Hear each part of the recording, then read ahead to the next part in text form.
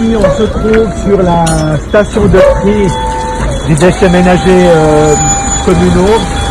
Donc c'est organisé de manière à ce que les habitants prennent un rendez-vous s'ils veulent se débarrasser de leur lave-linge, lave-vaisselle, un meuble, une bibliothèque ou autre chose. Et on passe tous les jours, et sur Mérin, pour 25 000 habitants, ça représente environ 3 tonnes par vie.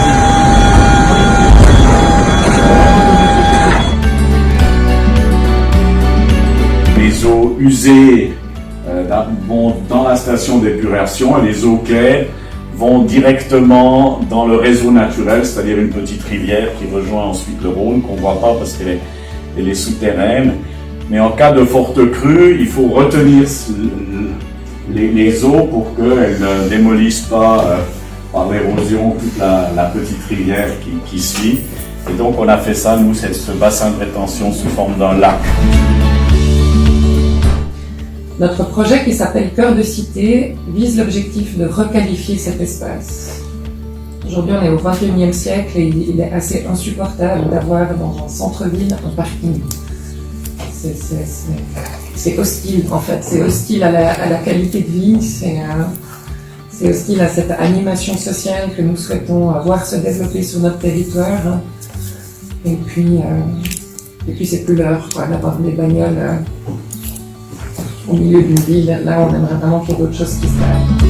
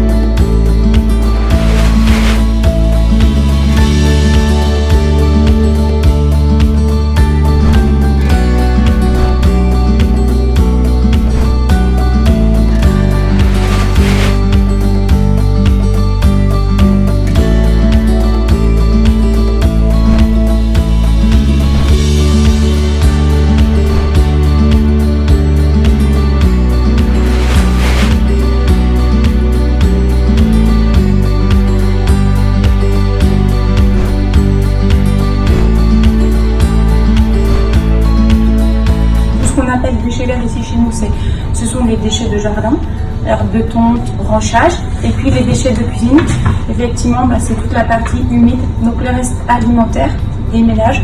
On génère tous des déchets et puis on va partir du cycle. Donc tout d'abord on génère des déchets, on va essayer dans un premier temps de les recycler et ensuite les déchets ultimes qui ne peuvent pas être recyclés, ils vont finir effectivement à l'usine de valorisation des déchets ici au Chevilly.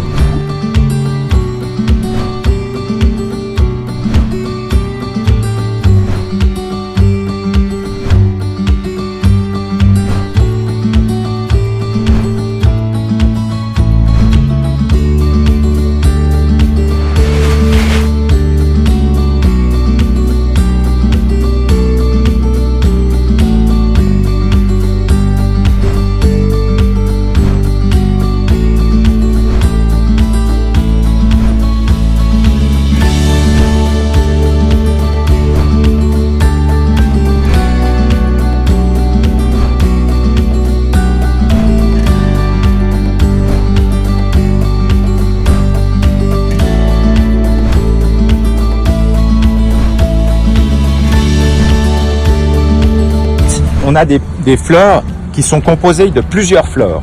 Ça, c'est une fleur composée. En fait, là-dedans, vous avez à peu près 50 fleurs différentes qui sont ensemble et puis qui forment comme une nouvelle fleur. Et puis, le stade suivant, ultime, c'est de réunir plusieurs de ces fleurs ensemble, comme ça, composées, et ça donne l'Edelweiss. En fait, là-dedans, vous avez chaque fois. Ici, c'est une fleur composée avec 50 à 60 fleurs à l'intérieur. Parce que nous avons ici la première récolte qui a été faite en Australie. Il y a 1000 raisons différentes pour protéger ces collections beaucoup plus que les autres. Aussi parce que nous avons ici deux collections très importantes, des références mondiales. La collection issue de la famille de Candolle, Augustin Pyramus de Candolle, et son fils Alphonse.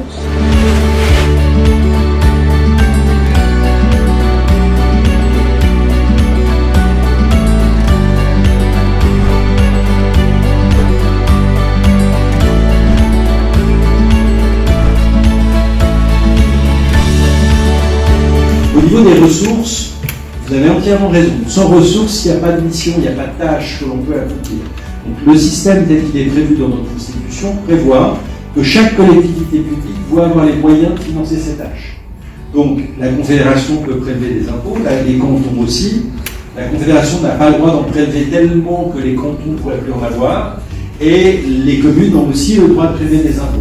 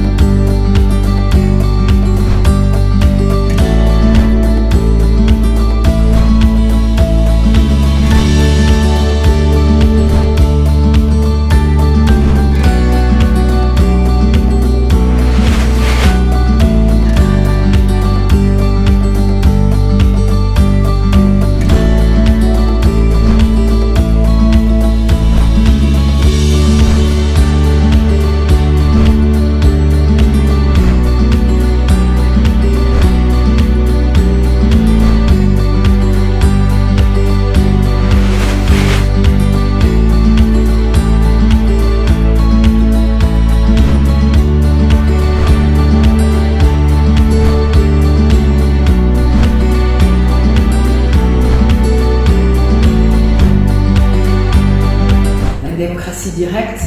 Nous, je crois qu'on est tous très fiers de droite à gauche dans ce pays de droit populaire. C'est quelque chose qui nous unit finalement. Pourquoi on est ensemble? Qu'est-ce qui fait que on est un Genevois, quelqu'un de Genève veut rester avec un paysan de Tours, puisque nous ne parlons pas la même langue, nous n'avons pas la même religion, etc., etc. Donc cette question, il y a une question de volonté et il faut trouver les choses qui nous unissent. Moi je pense qu'il y a deux choses qui nous unissent profondément en Suisse. D'abord, c'est nos droits populaires auxquels je crois que tous les Suisses sont attachés. Et puis, la deuxième chose, c'est le service public. Ça veut dire que nous sommes des citoyens et citoyennes égaux. Ce qui me frappe, que ce soit ici, ailleurs, ou même en Tunisie, c'est ce qui essaye les forces occultes souvent, qui essayent de déstabiliser l'esprit démocratique. Les discours de gens de l'Est, de Pologne, de Hongrie, de Slovaquie, etc., qui sont des discours que mes grands-parents me rapportaient, qui étaient des discours d'avant-guerre, sur les femmes, sur les homosexuels, sur les juifs, sur les arabes, sur aussi mettre tous les musulmans dans le même panier, ils le font aussi, etc. Ça, c'est extrêmement dangereux.